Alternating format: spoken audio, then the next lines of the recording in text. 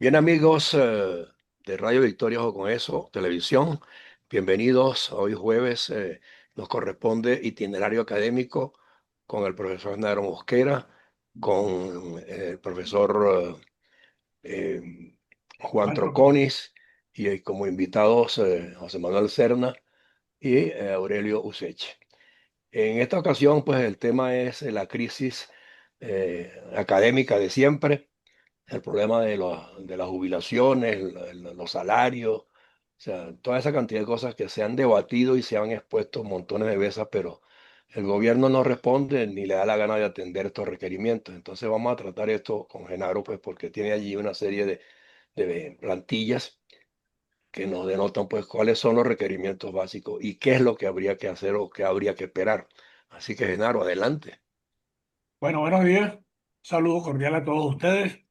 Yo quisiera hacer una introducción que sirva como marco de referencia para el tema de hoy, que se refiere fundamentalmente al tema académico y al tema de las debilidades en la seguridad social que tienen los profesores universitarios.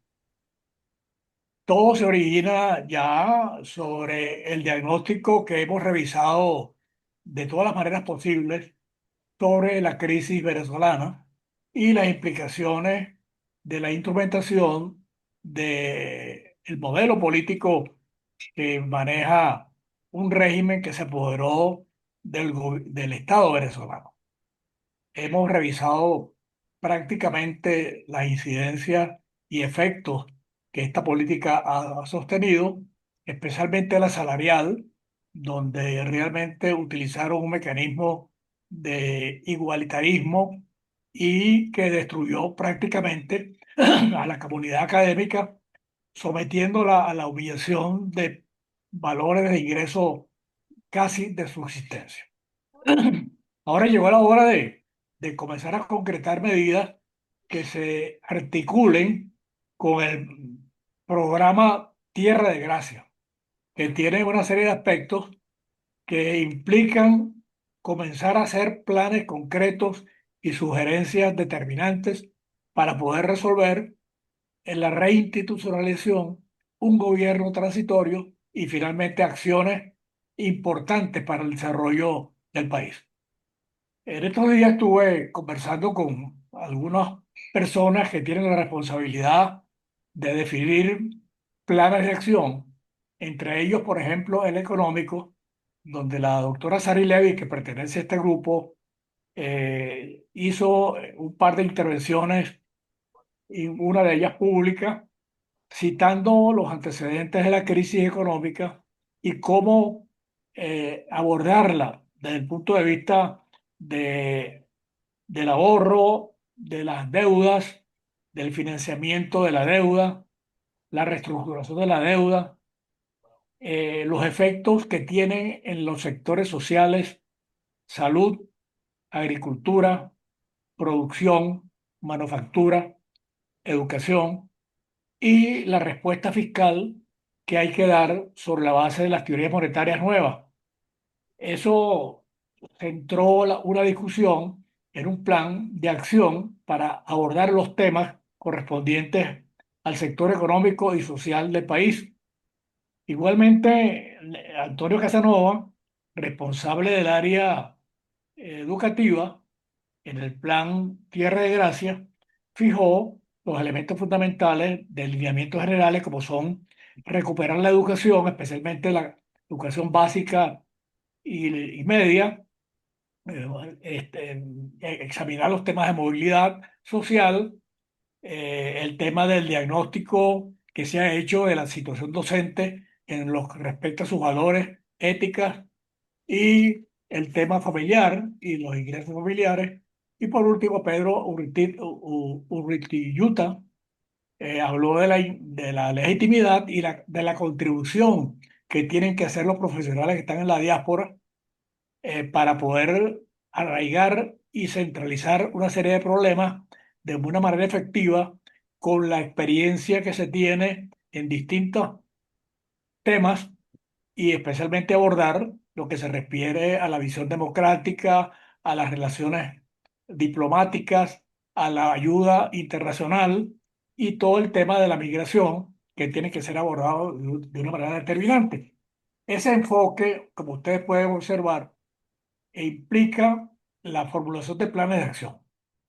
Y hemos seleccionado una serie de tópicos desde el punto de vista universitario para tratar de identificar las cuestiones más urgentes que le den un nivel de prioridad a su resolución para contribuir a la formulación de un plan directo.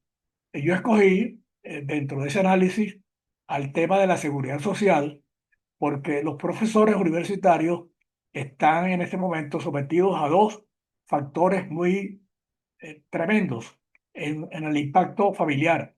El primero es el salario, que como ustedes saben, el mismo fue reducido a niveles mínimos, por decir algo, menos de $30 mensuales, y eso ha sometido a la comunidad universitaria a un proceso de búsqueda de otras alternativas de ingresos complementarios, pero su calidad de vida se mermó de una forma definitiva. Y el impacto que eso tiene es muy especialmente relevante en materia de la seguridad social, que tiene que ver con mantener la salud y el mantenimiento de la calidad de vida que se ha perdido totalmente. Entonces, en ese sentido, voy a intentar ver los efectos económicos que esto tiene y efectivamente hay que inducir algunos mecanismos de recuperación de los fondos que son fundamentalmente la estrategia financiera que se utiliza para poder resolver los problemas emergentes de la calidad de vida y estudiar de alguna manera una propuesta que tenga que ver con las perspectivas a futuro. Y cuando hablo de futuro es el mediano plazo para poder recuperar en buena medida la calidad de vida del profesorado universitario y especialmente de los profesores jubilados. La crisis financiera tocó al sector universitario, lo cual se centró en una insuficiencia presupuestaria, como todos sabemos, y es más larga que una cabulla, y es insuficiente para atender los problemas de salud. La participación de los profesores jubilados que se quedaron mayoritariamente en Venezuela se ha agravado como consecuencia de esa situación y prácticamente nos están ubicando a niveles de supervivencia. De tal manera que ese tema ha sido abordado por los fondos de jubilaciones que regularmente han desarrollado las universidades nacionales para poder complementar de alguna manera esa seguridad social, independientemente del monto de la jubilación, que como se ha dicho, es irrelevante, es tan pequeña que es despreciable y que la contribución a la seguridad social mermó, pero que cuando tienen eventos, emergencias de carácter médico, ya no pueden atenderlo y la consecuencia simplemente es sufrir en carne propia los mecanismos del hambre, de la subsistencia, y si llegan, por desgracia, a enfermarse o a requerir intervenciones de algún tipo hospitalaria, no pueden cubrirlas porque los seguros no cubren a personas de mucha edad, solamente emergencias de un día y los montos que tienen los institutos de previsión de los profesores tampoco alcanzan. En consecuencia, lo más seguro es que muera, como ha ocurrido con más de 2 docenas de profesores universitarios. Lógicamente, los fondos han tuvieron en su pasado una participación importante, pero los problemas se agravaron con los sueldos humillantes, con la violación de los derechos sociales por parte del régimen, con la desatención a la salud, porque los hospitales no tienen ni siquiera recursos, y la pérdida total de beneficios.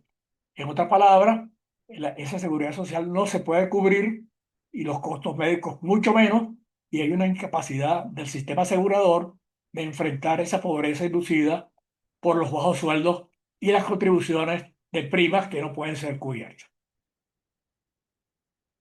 El contexto que ha funcionado este tema en el sector académico ha sido a través de la creación de fondos de jubilaciones y pensiones que por mucho tiempo permitieron resolver problemas de vivienda, de vehículos, de financiamiento para operaciones importantes, etcétera, inclusive de préstamos a corto plazo. Pero esos fondos, por orden del régimen, fueron liquidados, ordenada su liquidación en el año 2010, un mandato que aceptó el CNU y se procedió a eliminarlos de hecho y a declararlos prácticamente fuera de ley. Algunas universidades ni siquiera lo han hecho, pero se hacen los locos y están ahí tratando de que no les sustraigan los fondos almacenados, que en algunas universidades tienen montos importantes. Por ejemplo, yo que puedo hablar por la Universidad Central de Venezuela, el monto que manejan los fondos jubilados en dólares llegaron a tener 28 millones de dólares, con inversiones en cartera que producían altos beneficios que permitían cubrir buena parte de los temas de la seguridad social. Hoy en día prácticamente desaparecieron esos fondos, ahí queda un remanente de 8 millones de dólares y el Instituto de Previsión de los Profesores, que por su parte también crearon fondos alternos, andan por el orden de los 14 millones de dólares y en el caso de la central, prácticamente con una disponibilidad inmediata de 9 millones de dólares. Pero esos fondos no los toca nadie, no permiten que sean usados ni siquiera como ayudas. Y eso es una crítica muy fuerte que la tienen que arrastrar las autoridades universitarias que no colaboran, simplemente usan esos recursos con otros mecanismos de financiamiento y han hecho negocios con cosas importantes como comprar clínicas o comprar una serie de activos que no tienen nada que ver con la seguridad social. Es decir, que estos fondos y activos patrimoniales se entregaron todos a la universidad y ellos usan el recurso de que como el rector es cuenta dante, entonces el rector es quien maneja los recursos y excluye al gremio en la, digamos, administración de esos importantes fondos. Entonces, últimamente han habido hasta irregularidades, ocultamiento de información y todo el mundo se pregunta dónde están los recursos del fondo de jubilación. Bueno, eso se maneja con una estructura administrativa donde los aportes de los profesores y de la universidad vía presupuestaria ordinaria formaron esos fondos. Su administración estaba siempre en manos de una junta directiva, pero últimamente en las universidades, quienes manejan ese fondo como cuenta antes son los rectores y no quieren interferencia de gremios, ni de representaciones gremiales, ni de representantes de los profesores jubilados, ni activos, sino simplemente lo manejan por su propia cuenta y riesgo. Claro, los beneficios y sostenibilidad de un fondo de esa naturaleza pues se deteriora y esa sostenibilidad, que es a mediano y largo plazo, está perdiéndose sistemáticamente, porque no se atienden los gastos realmente de seguridad social. Las consecuencias son terribles. Se ha desatendido la salud y la protección social. Hay una pérdida de transparencia porque ni siquiera presentan los estados financieros y hay una lesión a los principios formales administrativos, incluyendo la progresividad legal que tienen los fondos de previsión social. Por eso, todo eso no se cumple. Todo lo que está en la ley, en la Constitución, en las leyes y reglamentos y en los reglamentos particulares de cada universidad. Para los trabajadores universitarios, esto tiene una importante incidencia, es un importante efecto en su seguridad financiera, quienes deben asegurar ingresos estables a una edad avanzada para apoyar su bienestar económico y su vida tranquila ya en la jubilación. Pero no, todos los profesores jubilados que yo conozco no les queda más remedio que buscar dónde trabajar, si es que se nos permite, de alguna manera dictando programas, asesorando y haciendo actividades terciarias. Yo he visto a más de uno conduciendo vehículos, llevando personas al aeropuerto para poder nivelar la escasez de ingresos económicos.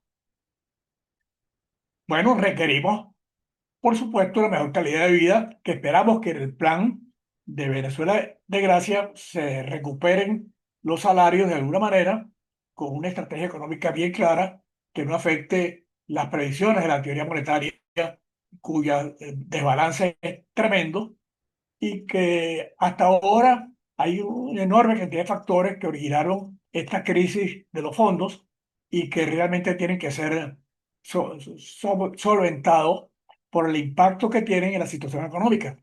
¿Cuál es? Una inflación alta que compira contra cualquier ingreso.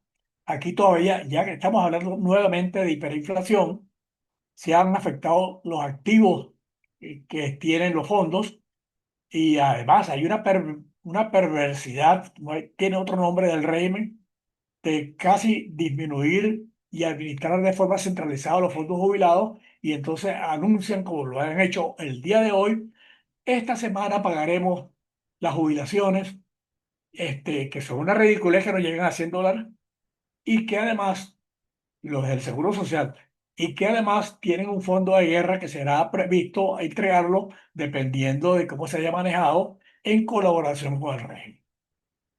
Eso sí lo acompañamos con la devaluación financiera o monetaria, donde hoy todos los días el diferencial entre el valor del dólar a precio de Banco Central con respecto al mercado paralelo que existe, aquí no quieran negar, el mercado negro anda prácticamente con una brecha entre el 30 y el 40%, porque no hay dólares y además ya tampoco hay bolívares. Entonces estamos trabajando con monedas digitales y quienes no manejen el asunto, pues están realmente contribuyendo con una alta inflación, precios que se van al techo, se han afectado los valores de los activos, bueno, y la devaluación está presente todos los días cuando uno va al mercado.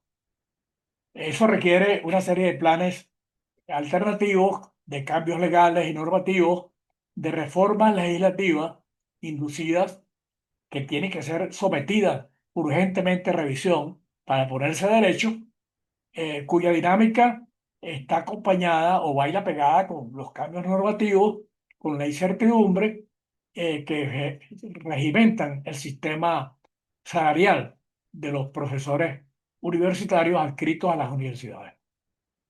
De tal manera que esos efectos de la crisis y pensionados comienza a impactar, como ya lo dije, una reducción de los beneficios, la desaparición de ingresos dignos, de un deterioro económico sostenible y que requieren medidas de emergencia y una respuesta institucional del nuevo modelo de gobierno que hay que desarrollar y presionar definitivamente para terminar con esta pesadilla de amenazas, de esguinces, de ambiente de guerra inútil, de tal manera que hay que empezar a trabajar en un grupo de coordinaciones y negociaciones para crear fondos diferentes a la seguridad social, para evitar que se hagan inversiones dudosas, incluso interesadas, que dan origen a irregularidades administrativas hasta el punto de que algunos rectores están siendo sometidos a investigación y cuyos expedientes están en manos de la fiscalía y la fiscalía se hace la loca y mete eso en las gavetas que yo llamo archivo 13 porque no se van a abrir sino cuando cambiemos ese modelo. El tema de esas medidas requieren pues una propuesta de la comunidad para restablecer una administración adecuada y garantizar la cobertura actuarial de los riesgos. Eh, Se han movido, hay movilizaciones constantes de profesores jubilados, han hecho huelgas de hambre, manifestaciones pequeñas, pero se han hecho, han expresado sus comunicaciones por las redes sociales. El impacto social de la crisis está llena de avisos. Ayúdenme para poderme operar. Gente tan importante, por ejemplo, voy a citar uno, Alfredo Chacón, un eminente literario, un hombre que tiene una cultura excepcional y ha acumulado honores de todo tipo pidiendo para poder operarse. No, francamente no puede serlo. Ese impacto es social y desesperante. De tal manera que se requiere una acción estratégica financiera importante con el uso de expertos y actuarios que sepan manejar este asunto adecuadamente y de los abogados que hagan las reformas administrativas adecuadas para optimizar los recursos y utilizar esos recursos disponibles de una manera adecuada y que le den al sistema financiero una sostenibilidad adecuada. Claro, aquí intervienen factores externos, factores internos, y la colaboración universitaria estriba solamente en el hecho de administrar los recursos de una forma integrada, donde los gremios tengan participación gerencial y se cree no solamente un fondo, como una figura legal que permita manejar eso adecuadamente con toda la transparencia financiera que haga necesario, sino que también se cree un fondo de contingencia colaterales. Por ejemplo, crear un fondo de contingencia para la atención médica y urgencia, que se puede crear por decreto. Los rectores pueden hacer esto. Hacen un fondo especial y ponen parte de sus recursos para que se examinen situaciones críticas y ayudar a la gente que tiene problemas de hospitalización, que no los cubre ni el seguro, ni los institutos de previsión, ni la familia, ni las prebendas, ni las dádivas que se piden por la vía informática.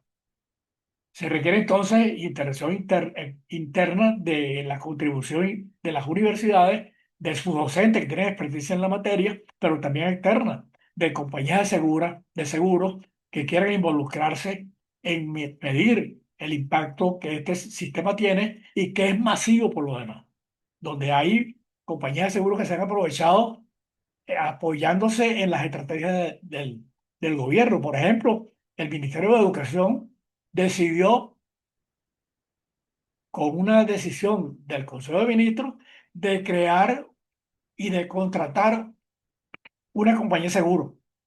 Y esa compañía de seguro atiende todo el sistema educativo. Mentira. Bueno, no puede atender a 300.000 personas, no puede. Y eso es inútil, hacer cualquier diligencia en eso. Ellos cobran las primas, pero las atesoran. Yo diría que se las cogen, para decir, por no utilizar la palabra adecuada de irregularidades administrativas, porque aquí ya nadie quiere eso. Este es un aparato colectivo. Las propuestas tienen que estar inscritas en escenarios de recuperación económica y social sostenible con un plan adecuado, con estrategias fundamentales que apunten hacia los beneficios laborales, que están por lo demás inscritas en las leyes y reglamentos. Y entonces las recomendaciones que este programa, como itinerario académico, que tiene una responsabilidad social importante, exigir recuperar este sistema de alguna manera, instaurando mecanismos de administración conjunta para evitar que esos fondos operen de manera óptima y no se y se garantice su reposición con la contribución eterna, como siempre lo hemos hecho, de parte de nuestros salarios, exigir una rendición de cuentas adecuada y hacer todas las gestiones legales para mejorar los reglamentos internos, garantizar la cobertura de riesgo y finalmente la creación, por lo menos ya, de un fondo de emergencia médica. Esto implica acciones prioritarias en lo que se refiere a la coordinación del sistema, darle seguimiento, presentar soluciones, implementar las propuestas, darles acción evidente y surgir todos los procedimientos que hagan falta para darle transparencia al sistema. Por supuesto que esto es una llamada de atención. Invitamos a exigir el respeto de los derechos de cada uno de los profesores que integran la comunidad universitaria, proteger sus derechos y dedicación a la vida, que es el que garantiza el desarrollo académico importante. Es un momento de que debemos unir fuerzas, reivindicar la justicia social para poder poner a andar el sistema universitario. La conclusión puede centrarse en cuatro axiomas, en los desafíos complejos que se tienen en materia financiera, que requiere soluciones cuidadosas y efectivas, en reformas estructurales, administrativas y legales, en la participación comunitaria, donde nos impliquemos y nos involucremos en la comunidad para manejar este sistema como usuarios y finalmente una visión estratégica clara que garantice el futuro de las personas que todavía sobrevivimos. La recuperación de la gestión tiene que ser compartida. La transparencia es esencial. Los derechos garantizados. El patrimonio bien manejado. Es el momento de restablecer los compromisos sociales con la academia y asegurar el bienestar integral de la comunidad.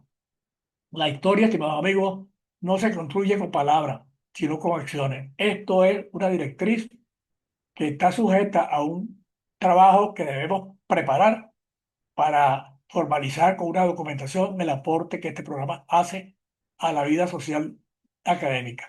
Hay que defender el futuro de los profesores, defender el valor de la educación y no permitir más que se nos vulneren los derechos de, de nuestra academia. Muchas gracias. Esto es lo que quería traer para que hoy hagamos una revisión de este tema en itinerario académico. Bueno, sin duda alguna que la exposición del profesor Genaro Mosquera siempre es magistral. Yo lo que percibo es que hay muchas vertientes, muchas variantes. Desde luego, el programa como tal, por el tiempo del que dispone, no permite analizarla detalle a detalle, pero sí permite pues que cada uno de ustedes dé su opinión en cuanto a los elementos a poner en práctica para que este examen que ha hecho Genaro llegue a la instancia que corresponda. Cuando haya un cambio de gobierno, eso se empiece a activar de inmediato, pero que se estuviera evaluando anticipadamente. Y para hacerlo, eso tiene que ser ya porque los cambios se siente que se aproximan, pero hay que también aproximarse a los equipos que habrán de rescatar la institucionalización del país. Yo no sé, pues creo que están pidiendo la palabra primero, creo que fue Usecha y después Juan, ¿no? Porque veo las Al dos revés, manitos creo que allí, ¿no? Juan debería dar el Juan. tema porque trabajó conmigo. Ah, ok, entonces Juan y luego Aurelio. Adelante, Juan. Bueno, muchas gracias. Mire, yo creo que estamos entrando en una materia que tiene unos antecedentes de significación, de importancia y de equivocaciones a través desde su origen y a través del tiempo que eso ha operado. Eh, es un tema que es muy difícil abordarlo por la complejidad que tiene y por la gran cantidad de aspectos que han participado en el pasado y que están presentes en este momento de carácter particular, de gravedad para lo que significa la atención de la condición de salud de un componente de la sociedad que es importante, que es la universidad. Eh, Esto arranca desde la etapa del proceso del Instituto Venezolano de los Seguros Sociales, las políticas en materia de seguridad social, la ausencia de inserción de la universidad en materia de las políticas de seguro social nacional. La universidad no entró dentro de las instituciones amparadas a través de esa ley de los seguros sociales y la creación de un fondo en particular pensando para la atención de las pensiones y jubilaciones una vez cumplido la etapa de servicio en la universidad o tener que haber sido pensionado como consecuencia de alteraciones en las condiciones de salud del miembro del personal docente, bajo unos criterios que nunca fueron suficientemente bien planeados y bien pensados para que a través de esa condición se pudiera realmente atender de manera estable lo que era la demanda financiera de unas políticas en esa materia. Yo creo que eso es una política que tiene que ser repensada pensando a futuro y por supuesto en este momento tener un tratamiento de carácter de emergencia y de urgencia para resolver los requerimientos que tiene la actual población sometida a unas penurias en materia de salud. Creo que eso puede ser una recomendación inmediata. La universidad, el gremio, porque el gremio se apoderó de buena parte de lo que era la seguridad social a través del Instituto de Previsión del Profesorado, creado bajo una corresponsabilidad universidad-gremio, pero que el gremio a través de el ejercicio de responsabilidades cada día fue absorbiendo más y dominando más lo que es el Instituto de Previsión Social y formular a través de un taller y unos mecanismos de trabajo inmediatos de urgencia que debería formar parte de las cosas que tendrían que estar ocurriendo hoy en la universidad y en el gremio para ver cómo resolver esa crisis que no se le está poniendo la atención adecuada. Nosotros tuvimos que tomar decisiones como universidad en determinados momentos como consecuencia de la amenaza que tenían algunas de las políticas que habían sido definidos en materia de seguridad social, como fue el caso de los fondos de jubilaciones y pensiones, en donde el gobierno cuando aprueba la ley orgánica de seguridad social, por cierto, una iniciativa que se paralizó y eso está en estos momentos sin haber concluido el desarrollo de todas las políticas que teóricamente estaban incluidas en esa ley orgánica para atender todo lo que es en la materia de seguridad social a nivel nacional. La universidad intentó mantener su atribución de poder definir a través de su condición de institución autónoma políticas en materia de seguridad social de manera autónoma, tal como se le respetaron para los militares. Los militares mantuvieron ellos todas unas políticas y no estuvieron sometidos a las restricciones que significaba la ley de seguridad social. Ellos siguen manteniendo una condición especial y la universidad fue intervenida desde ese punto de vista a través de la ley orgánica de la seguridad social sin dársele el tratamiento adecuado e inclusive hubo un momento en el cual se intentó que el profesorado pudiera ser incorporado al amparo del seguro social, cosa que ocurrió para alguna proporción de profesores, mientras que otros quedaron desprotegidos al respecto. Ahí hay una gran cantidad de irregularidades y equivocaciones en cómo se ha manejado todo ese proceso de seguridad social. Yo recuerdo que cuando uno ingresó en la universidad, el nivel de protección era importante. Por un lado, a partir del salario, que el salario realmente permitía unas condiciones de vida muy superior a lo que en estos momentos ocurre. Esos salarios no sirven para nada, están ausentes. Eso prácticamente son unas cosas simbólicas, porque con ese salario nadie puede vivir allí en la universidad. Y yo creo que es importante destacar que esto no es un reclamo para que cada quien que está participando en el sector profesoral pretenda o aspire que tener la solución de sus problemas personales a través de un sueldo y a través de una protección social.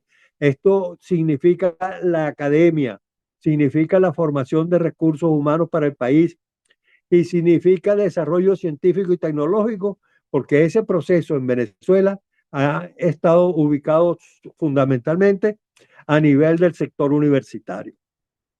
De manera que Venezuela tiene que fijar como prioridad fundamental abordar a fondo este proceso. Yo diría que deberían de estar ocurriendo talleres a través de iniciativas de distintos tipos de organismos, entre ellos la universidad y los gremios universitarios. Yo no quiero extenderme más. Hay muchos detalles que se podrían identificar al respecto.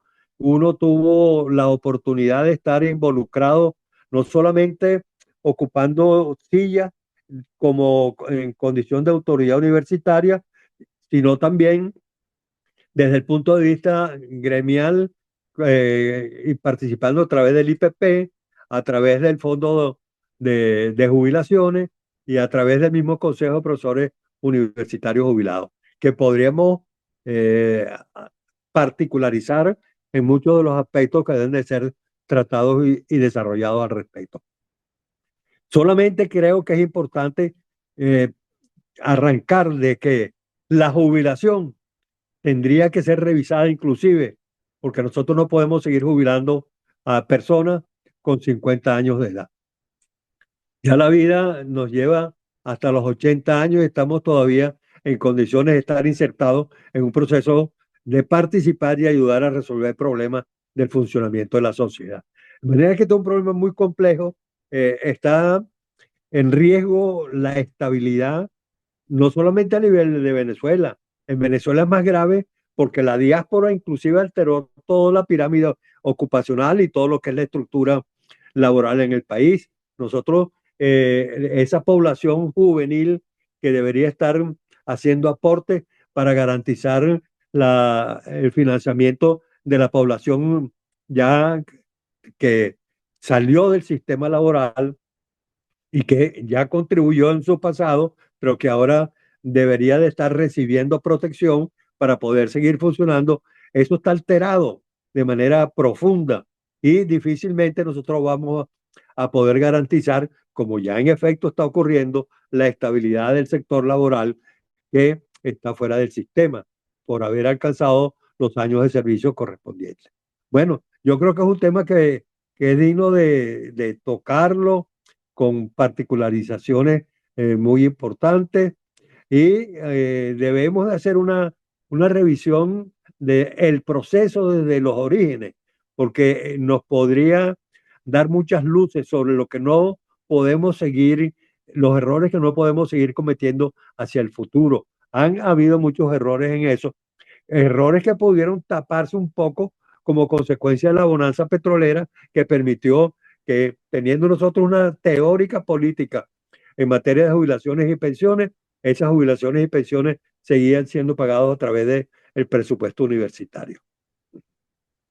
Bueno, sin duda que cuesta muchísimo, o sea, discernir esta temática porque es que tiene tantas implicaciones y que no solamente está afectando al sector académico, sino también es un problema que se ha horizontalizado a nivel nacional en todos los estratos y en todos los niveles profesionales y de ocupación, ¿no? Los sindicatos también andan en lo suyo, todos tienen la misma preocupación. Pero yo creo que Aurelio, pues que trabajó en la administración pública y también trabajó en la academia, o sea, nos puede dar una claridad más exacta de qué habría que hacer y qué habría que esperar. Aurelio, micrófono. Bueno, muchas gracias. La verdad que el tema de la provisión social en Venezuela es un tema crítico, no solamente para las universidades, sino para el país completo, porque a estas alturas es inexistente. Lo que hay una madeja de leyes, pero la gente no tiene provisión social y ni tiene tampoco acceso a la salud. Un problema muy grave que hay que enfrentar. Yo, en base a mi experiencia y lo que he venido conversando con algunas personas que trabajan con el programa de 20 Venezuela, el parte fiscal, yo creo que es muy difícil en Venezuela que las previsiones de la ley del trabajo se puedan cumplir dado la situación económica del país. O sea, la ley del trabajo establece un sistema de prestaciones sociales, etcétera, en un país que tenía una base de ingresos relativamente segura, que era el ingreso petrolero. Acuérdense que la ley del trabajo se fundó, la hicieron, se promulgó en 1936, y estaba dirigida fundamentalmente hacia el problema de los trabajadores petroleros de entonces, que se sentían que no estaban protegidos. Y entonces se impuso la ley del trabajo y por supuesto afectó al resto de la economía. Sin embargo, esas previsiones de hoy en día son incumplibles tanto para el sector público, que el financiamiento del gasto es muy poco, no hay ingresos fiscales suficientes para financiar la administración pública, el tamaño del Estado hoy en día, es algo que hay que resolver. Y segundo, también para el sector privado. El sector privado, esa carga financiera que implica la ley del trabajo. Y yo les voy a hacer un comentario. Yo aquí estuve, aquí donde yo vivo en Orlando, con la empresa de ingeniería con la cual estaba trabajando y comentado, de competir en el exterior. Y uno de los problemas que teníamos nosotros son los costos laborales en Venezuela, que aparentemente son de salario bajo. Pero cuando usted le agrega todo lo que significa la ley, significa que sales de competencia. Imagínense con unos salarios duros, no podemos competir en el exterior, en el área de consultoría e ingeniería. Y eso es una cosa que es importante tenerla en cuenta. Yo creo que, dado la situación de Venezuela, lo único con lo que debemos contar es propiciar el crecimiento económico. Porque en la medida que la economía vaya creciendo, haya más recursos, vamos intentando solucionar los problemas sociales. Sin crecimiento económico es imposible cualquier cosa. Yo creo que la prioridad de un próximo gobierno es crear las condiciones para que ese crecimiento económico se pueda dar en el corto plazo. Y hay unas tasas inmensamente altas. Fíjese que hoy en día el PIB de Venezuela es 100.000 millones de dólares. Para que Venezuela pueda duplicar el PIB y llegue a 200.000 millones de dólares, tiene que crecer durante 7 años al 10% anual. ¿Ustedes se imaginan lo que es poner una economía a crecer el 10% anual? Los esfuerzos que hay que hacer. Es algo, bueno, pero estos son los números, son las cosas, esos son los retos que tenemos. Y con la situación de que tenemos todavía una ilusión por el petróleo, pero dada la situación de la infraestructura petrolera que está destruida, este, la inversión que tenga que hacerse para recuperar el petróleo se estima en 180.000 millones de dólares para que en 10 años la producción pueda llegar a 3 millones de barriles. Esas son cifras que yo le he visto de un gran ingeniero en el petróleo que se llama Juan Sabo. En estos días vi un foro con él y las dio, pues. Entonces, y además de una cosa que es muy importante que no se ha dicho, nosotros nos ufanamos de 300.000 millones de barriles pero, de reservas petroleras y resulta que esos son reservas nominales. Y realmente de esas 300.000 son aprovechables 100.000 en teoría, y de esas 100.000, solo 45.000 pueden ser aprovechadas en el corto plazo, en el mediano plazo. Y él dice que esas son suficientes para garantizar una producción de 3 millones de barriles diarios por un número de años, 20 años. En todo caso, esa ilusión con el petróleo que se tiene, hay que tener mucho cuidado de seguir sembrando posibilidades inciertas, posibilidades más allá de lo cierto.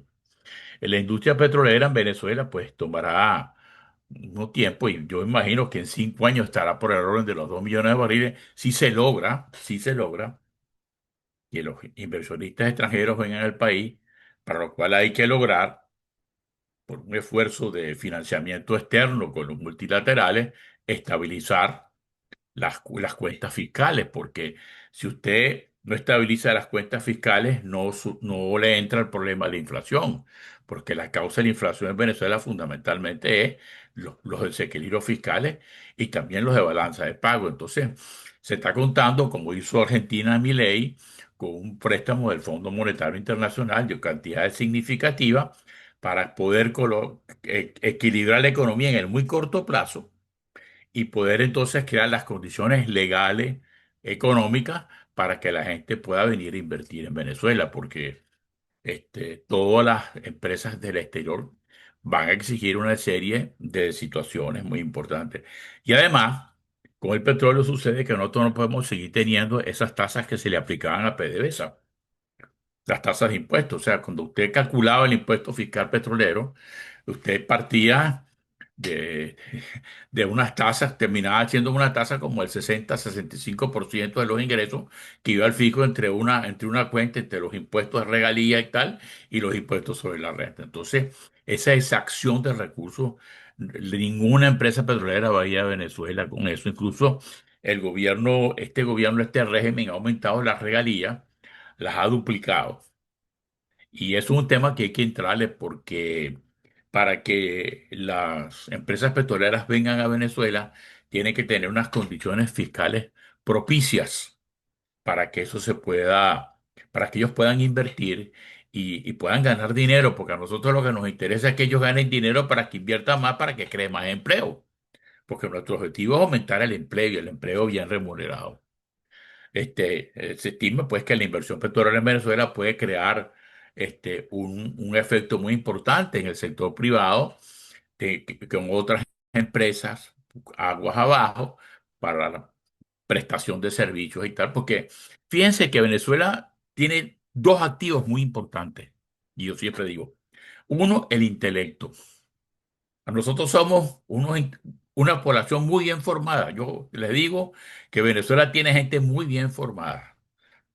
Y eso es un gran activo que el país tiene. Algunos estamos así viejitos como Juan Troconi, pero son activos que el país tiene. Nosotros somos un activo que el país tiene, que estamos pensando siempre en el país. Y así hay mucha gente, y Venezuela tiene ese activo que es muy importante para lo que viene. Y segundo, que todavía queda un conjunto de empresas privadas de prestación de servicios, de construcción, que están en su mínimo de expresión, pero estoy seguro que a lo que se revitalice la inversión en el país, sobre todo la inversión privada, eso pueda crecer. Yo creo y estoy un convencido de que la provisión social en Venezuela tenemos que recurrir a un sistema como hicieron los chilenos, que todavía lo tienen, que es que las pensiones las administran fondos de pensiones privados, no solamente uno, sino varios.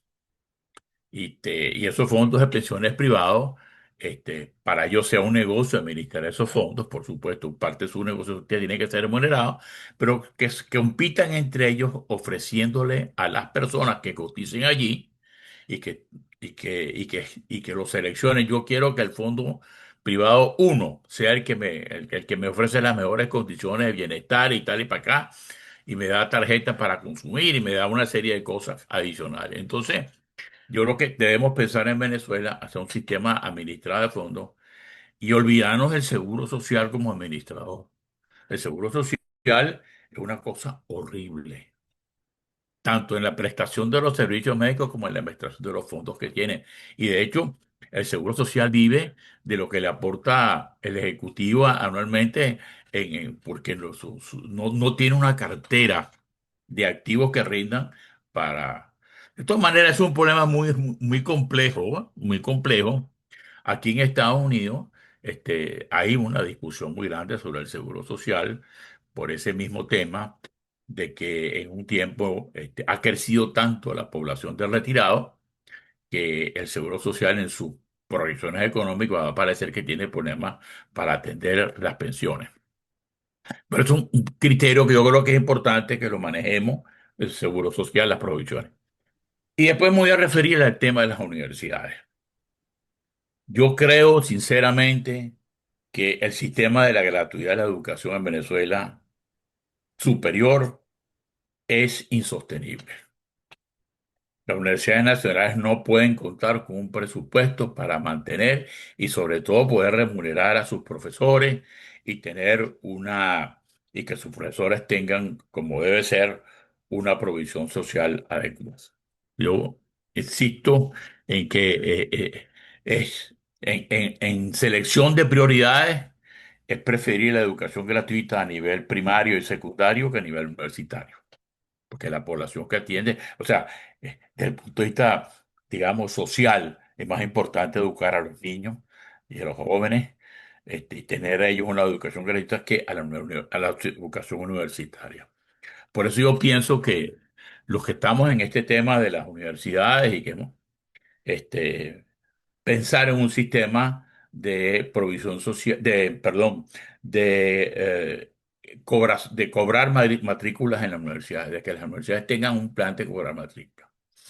Yo en el año 2000, por allí, antes que venirme, hice Fui contratado por la Universidad Metropolitana y la Universidad Católica Tres Bellos, junto con un economista que yo no sé si ustedes lo conocen, que se llama Tomás Eguren, que era profesor de la Metropolitana, un profesor de finanzas, un tipo A número uno.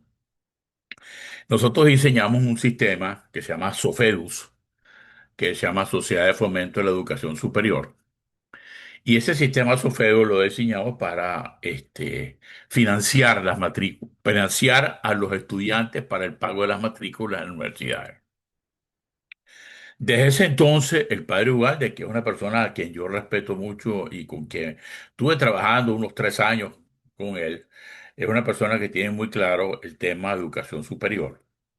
Y él ha dicho muchas veces en muchos foros que hay que prescindir de la educación universitaria gratuita porque lo que estamos es produciendo una educación que es insostenible y como se es insostenible, tenemos profesores mal pagados y vamos a tener alumnos mal educados. Un problema entonces, es un problema de fondo que tenemos. En cualquier momento que ustedes quieran, yo tengo esos archivos por allí, que a ustedes les parezca interesante. Yo con mucho gusto le hago la presentación, una presentación resumida de Sofedu, para que ustedes nosotros logramos, fíjense lo que son las cosas, nosotros logramos un financiamiento para Sofedu de 10 millones de dólares para este entonces con la sociedad financiera del Banco Interamericano de Desarrollo. Y por esas cosas que suceden en la vida nuestra, el septiembre 9 estaba el señor en Venezuela para que firmáramos una carta de intención y vino el ataque a Estados Unidos y eso se diluyó y tal y para acá y al final, llegó al finales del año 2001 la crisis política en Venezuela y no se pudo adelantar mucho más de eso. Pues, lamentablemente fue así. Pero logramos que por lo menos el BID no nos aprobara eso como una intención y yo creo que ese es un tema que debemos tratar a futuro para lograr que un soporte financiero que provenga de ayuda externa, porque sin ayuda externa nosotros no salimos adelante. Un fondo similar con ayuda externa, con el Banco Interamericano de Desarrollo, con algunas de esas agencias multilaterales que nos permitan financiar a los estudiantes con préstamos a largo plazo. Ahí se hizo toda una programación financiera a largo plazo y por supuesto ese SOFEU es una sociedad que tiene que ser administrada por privado. Entonces, una estructura privada que se cree seria y formal y honesta. Pues tenemos en Venezuela que convencernos que sin honestidad no vamos allá en ninguna parte. Tenemos que tener un principio en la honestidad de la administración de los fondos públicos, en la honestidad en todo lo que hagamos. Pues si no, estamos mal. Y eso es así. Y los militares, es la última cosa que por ahí estaba hablando Juan Trocón y los militares siempre han tenido una ventaja. Los militares son ciudadanos de primera y el resto de los venezolanos somos ciudadanos de segunda. El Instituto de Previsión Social de las Fuerzas Armadas es una tienda comercial que es de los militares, que ellos dan concesiones, etcétera, y entonces con eso, los militares y con eso tienen ingresos y los militares tienen fuentes de ingresos adicionales a los que le da el presupuesto de las cosas que ellos hacen. No sé cómo estará eso ahorita, pero los militares siempre han tenido ventajas sobre nosotros en ese sistema. Y eso no es justo, eso no es justo y mucho menos con las universidades, porque las universidades es un tesoro que el país tiene, sean privadas, sean públicas, y ese tesoro hay que cuidarlo. Gracias.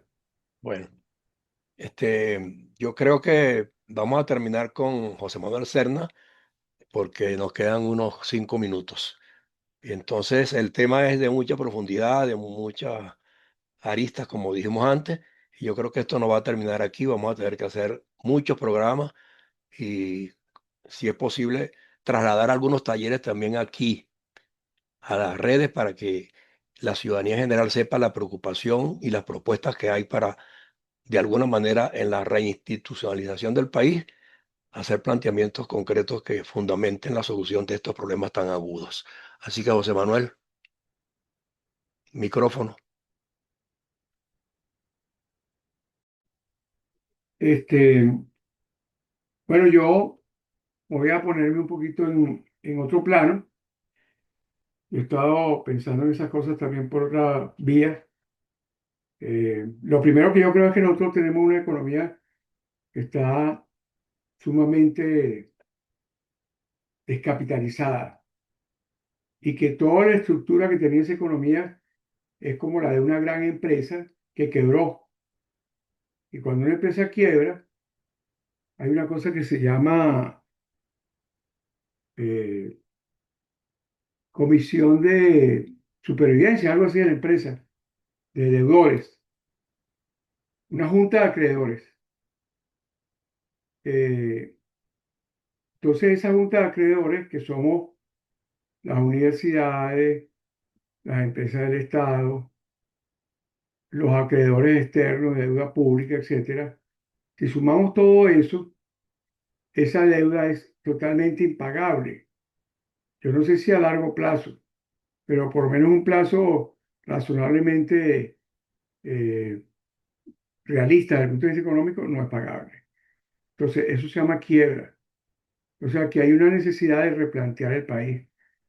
El documento de María Corina y el mundo y sus asesores habla de tres principios básicos, que son libre desarrollo del individuo, Estado al servicio del ciudadano y economía libre de mercado. Eso no existía en Venezuela. Eso es nuevo. Y esa novedad va a tomar mucha fuerza, no solo porque está planteada en una estrategia de un gobierno que supuestamente, deseablemente va a empezar pronto, sino porque la realidad lo impone. Entonces, aquí hay otro problema que es conocer las cosas. Entonces, a mí me parece que hay, y este es un tema que me preocupa incluso porque gran parte de mi vida he estado trabajando en eso, hay una gran oscuridad, hay una especie de, de noche estadística, de noche profunda, de noche muy oscura. Entonces no sabemos muchas cifras. Yo no sé las cifras de nada. O sea, yo tengo 2 semanas buscando entrevistar a alguien para hablar del tema y nadie quiere hablar. La mayoría de los expertos estadísticos son amigos míos. Me saludan con mucho cariño y me dicen, yo no hablo, porque en junio metieron presos unos economistas. Entonces tenemos dos problemas, quiebra y oscuridad. Yo creo que el tercer problema es mucho más importante, un poco lo estamos viendo en los comentarios de todos ustedes, y es que hay que estudiar la situación y reinventar el país. Y en esa reinvención del país hay que poner sobre la mesa la situación real en la que estamos. Hay una población que está afuera, la educación, la universitaria está mal, pero la primaria está peor. Y la primaria es el futuro futuro. El estado de deterioro y el problema de pobreza y de hambre que hay en las escuelas primarias es terrible. Tienen dos días de clase a la semana.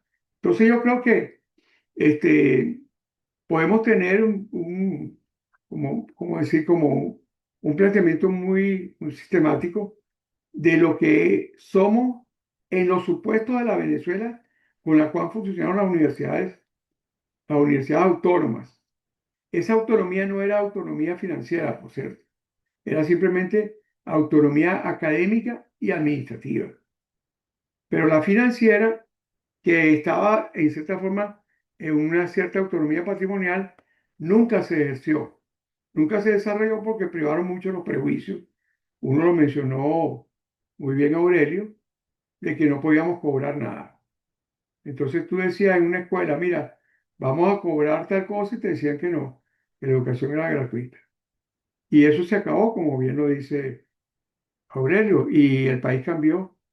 Entonces yo creo que lo que nosotros tenemos por encima de todo como itinerario académico es que tratar de convocar a las personas que estén más al día, más lúcidas en este tema y oírlas. Y por otro lado, tratar también de nosotros mismos. Yo les recomiendo la inteligencia artificial, cada día estoy más pegado con ella, de investigar donde hay dos cosas.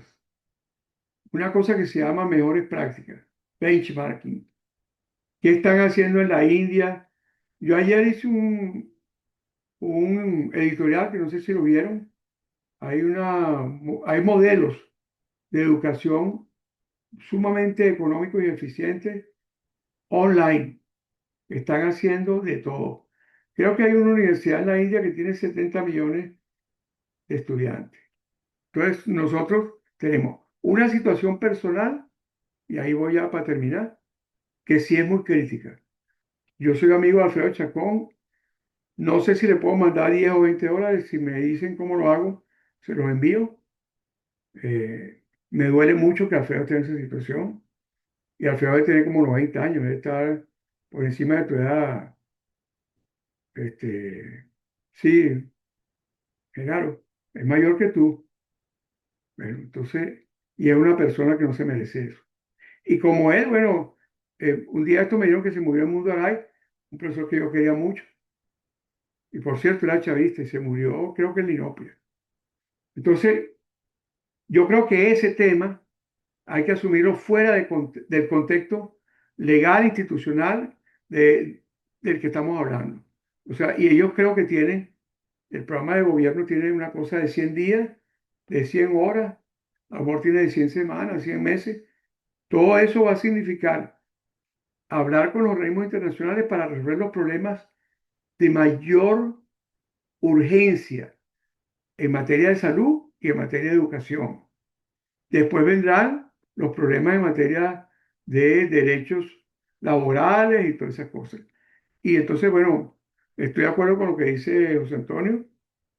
Deberíamos de ir generando una especie de, así como tenía el Consejo Universitario, Genaro, una especie de agenda que era infinita y entonces ordenar los puntos que se puedan ir viendo semana a semana y tratar de ver también cómo este espacio lo manejamos con mayor eficiencia en el tiempo. Yo creo que a lo mejor generar una página de itinerario académico que permita mover temas y propuestas fuera de la reunión y que la reunión sea como un poco para concretar cosas. Eso es un modelo de funcionamiento que podríamos pensar. Eso es todo.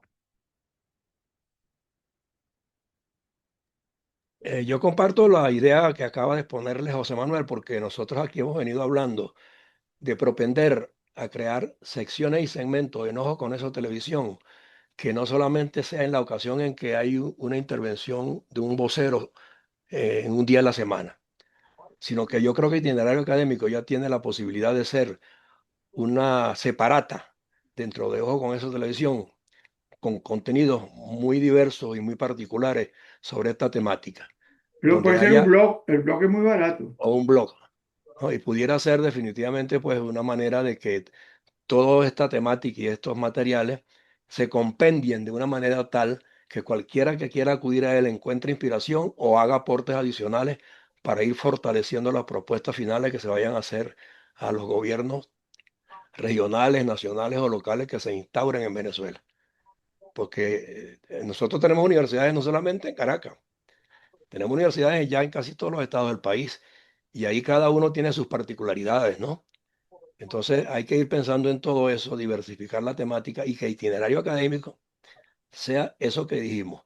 Dentro de Ojo con Eso Televisión, que viene siendo una plataforma permanente y regular los días jueves, que se convierta en un blog dentro de Ojo con Eso Televisión, que tenga sus contenidos, sus colaboradores, sus propiciadores, y ahí se debatan todos los temas relacionados con esta materia que es realmente preocupante. No la podemos negar. Venezuela entera la reconoce. Venezuela ama a su academia, la ha respetado siempre. Y yo creo que siendo la fuente del saber, nosotros tenemos que ponerla no solamente al servicio nuestro, debatiendo aquí con cierta regularidad, sino que esté al alcance de quien quiera, para que allí se nutra y al mismo tiempo nos dé ideas novedosas, estén donde estén los venezolanos, porque me imagino que fuera de Venezuela hoy día hay mucha gente visualizando este problema y muchos más con unos enfoques bastante innovadores y de repente no los estamos dejando expresarse ni les estamos dando la oportunidad. Entonces hay que abrir un espacio donde empiecen a converger todas esas cosas, donde quiera que haya venezolanos que amen la academia y la respeten como tal. ¿Ok? Entonces, Genaro, Itinerario Académico tiene la posibilidad de ser no solamente un programa semanal, sino una plataforma completa dentro de, ojo con eso, televisión como esquema comunicacional del día a día. Entonces, eso lo puedes implementar pues para que lo vaya considerando. Yo estoy seguro pues que todos ustedes están de acuerdo. Es cuestión de que entonces busquen la manera de empezar a convocar gente. ¿De acuerdo? Se nos acabó Sí, el tiempo hoy, pero cierro el bueno, programa, ¿no? Y un momentico. sí, Este, yo empecé este programa hoy deliberadamente enfocando el tema económico, como lo han expresado todos ustedes. Hay un obstáculo del tamaño de una barrera de piedra, yo diría tercero más bien, que hay que resolver. En este sentido, recogiendo las observaciones de Aurelio Useche, me gustaría que el próximo programa lo dedicáramos a discutir algunas cosas que tienen que ver con el financiamiento universitario, y conversemos sobre el tema que él ha planteado. Y en relación a la estructura de foros de conveniencia y de suministro de material, estoy de acuerdo con el blog, estoy de acuerdo con que hagamos una reingeniería del programa. Lo hemos hablado ya varias veces, pero no lo hemos hecho. Gracias. seguro. Bueno, yo creo que estamos bien por hoy. Les agradezco muchísimo habernos acompañado y bueno, quedan las propuestas que aquí se trataron y las recomendaciones que cada quien quiera seguir haciendo de aquí en adelante. Genaro y Troconi son los coordinadores. Ya conversarán pues para ver de qué manera se puede plantear la implementación de esta propuesta que hizo José Manuel. ¿De acuerdo? Un abrazo.